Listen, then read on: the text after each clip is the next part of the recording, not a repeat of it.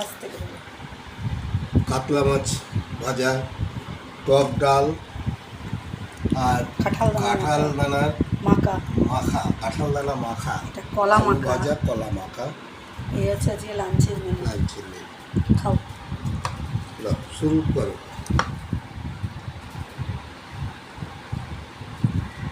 আমারও same same আছে।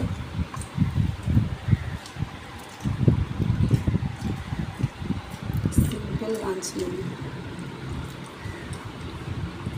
Please চ্যানেলটাকে সাবস্ক্রাইব করে দিও। তোমরা যে কজন দেখো তোমরা সাহায্য না করলে তো আমি এগোতে পারবো না।